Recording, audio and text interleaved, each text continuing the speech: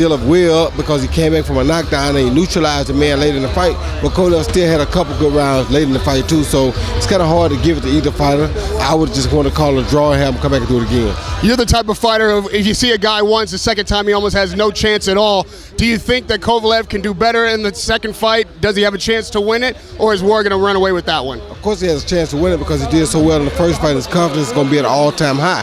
So, I mean, I think the second fight is just as good as the first fight, and it's still a 50-50 you pick him because Kovalev left out of that thing and he won the fight. So, morally, he didn't lose the fight, and we can say that, Ward did neutralize him late in the fight, and Ward started having his way, but he still had to wait till he wore Kovalev down to neutralize him. So once again, he got to go out there and wear him down without getting knocked out. Then he'll run away with it, but he's not going to run away with it from round one because he didn't run away with it from round one this time. So people would be stupid to think that he's going to go out there, and because he did take the later half of the fight, he took the later half of the fight because of the work he did in the early part of the fight. Not because he just simply outsmarted Kovalev. No, Kovalev was a problem all the way to the last bell ring. So had he neutralized him in round 5 and just dominated him through round 12, okay, you're right. But he didn't do that. He had to wait till he wore him down a little bit, then he neutralized him. So Kovalev not gonna come in worn down. He gonna come in just like he was last time, dangerous. So War got to go through that same process all over again. Then he may walk away with him, but who knows? Because he figured it out late in the fight. So of course, the later half of the fight, he may do way better than he did the first time. But he's not going to just go out there and walk away with him from round 1. No. People gave a lot of criticism to Kovalev, people who thought he lost it because he couldn't make an adjustment. Do you think that was the problem, and can he make that adjustment in the second fight? That wasn't the problem. He made good adjustments, just that he never had nobody beat his body and go at him the way Ward went at him. I mean, Ward made an ugly fight like he was supposed to make it late in the fight, and that's what you want to do against a guy like him. That's what you saw Salido try to do with lomachenko when he fought him. Make it an ugly fight, take him late in the fight, and that's your chance to beat him.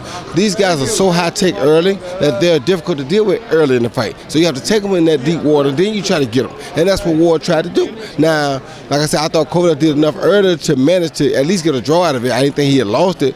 But Ward fought a very smart fight, and he'll fight a very smart fight again. And lastly, tonight didn't deliver like Ward Kovalev. Everybody was surprised. They thought this was going to be a war. What happened in there? And does Walters lose a lot of his credibility by quitting? Yeah, he does lose a lot of credibility by quitting, but here's the problem.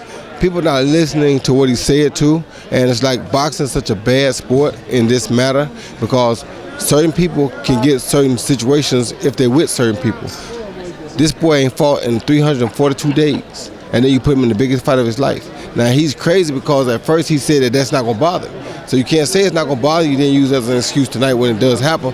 But I thought that was a problem right away, and he didn't look rusty at all. It's just that he couldn't land his punches because he hasn't been there with a guy as high-tech as Lomachenko. So it's not that he was, all the blame wasn't on him, but when he said that that was not going to be a problem, then you kind of took that answer or that excuse out the book. So now to come back and say, oh, it was a problem because I was off so many days and he got to fight, and that's a true statement, but you said right away that was going to cause you no problem. You said that's how you've been doing anyway. So that's the only thing I hate about it. Where does Lomo rank on the pound-for-pound list? Man, let me tell you something. You can put Andre Ward 1A because Andre Ward has proven it through the opponents, and you can put that kid there 1B because he just hasn't had the opportunity to show it against the opposition that Andre has yet. Radio Raheem with Roy Jones. Always learn something talking to you, man. Thank you so much for the time and a wonderful career, Radio Raheem. Thank you.